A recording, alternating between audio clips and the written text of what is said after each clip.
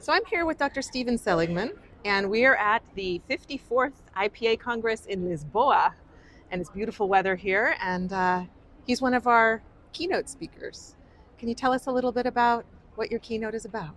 Well, I'm asked to talk about theory. Of the four themes, mine is theory, sexuality, aggression, and trauma. And I decided to respond to the notions about sexuality and aggression and trauma since I was offered them. In the cultures in the United States that I've been involved in, it's probably no longer taken for granted that sexuality and aggression are the central motives. But when I was asked to take an eye on sexuality, aggression, and trauma, I decided that I would take those things up directly.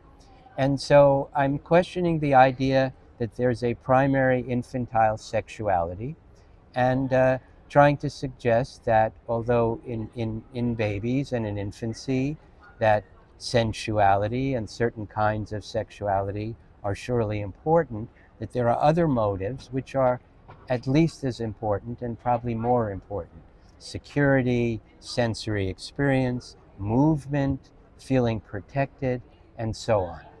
And I go on from there to talk about the same kind of thing, but in the context of the traditional analytic idea, going back to Freud, that sexuality and aggression are somehow the first causes. And I again say, of course, sexuality and aggression are major parts of who we are, but they're not the only parts and they're not the first cause. I also take up the idea of the infantile, because the analytic tradition treats the mind of the infant as if it were a very disordered, powerless mind, likens infancy to psychosis. I don't agree.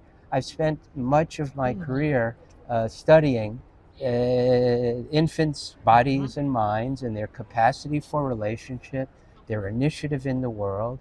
Infants are not psychotic, and we shouldn't call a primitive functioning of the mind infantile. So I ask finally, why do people hold on to these ideas, since there's so many reasons to question them? And I talk a little bit about the reasons how that sharing theoretical ideas brings people together. It gives us a sense of being less alone, having more community. It even brings us concrete rewards, like being on committees or being on the faculty or getting referrals. And I appreciate those reasons. It's very important to be part of a community. But I try to argue as the theory keynote for the independence and rigor of theory. Wonderful. I mean, I have so many ideas. I'm thinking about how all of those things you listed in the infantile are still important in adult relationships. Yes, We want security, we want movement, we want all of that. That's wonderful. Yes, I think that's exactly right. And in the last decades, we've learned so much more about how infants function and how infants are organized in the beginning, in prenatal life, to be social, to experience emotion, to influence other people with their emotions. What's more influential than a crying baby? Very few persons. Yes. And so the idea that the infant is powerless is not as simple as that. And indeed, the themes continue through the rest of the life cycle. One of the reasons we got to change our theory is that we've learned from infants. People say what you see in infancy is natural.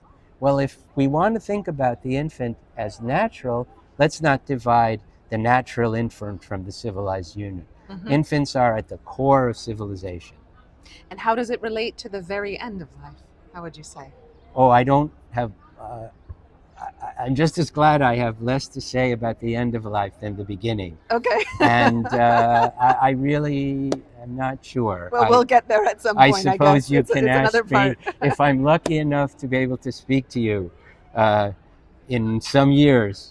Then I'll have more to say. Continue the dialogue. That sounds great. Yes. That sounds great. But later in life, it has a lot to say because we understand more about how love depends on communication and empathy and recognition of other people and the way they're like us and different from us. And we know that goes on from the very beginning of life. Wonderful. Well, thank you very much for your time, Dr. Seligman. We are excited to see the keynote tomorrow. Well, thank you. Thank you, everyone.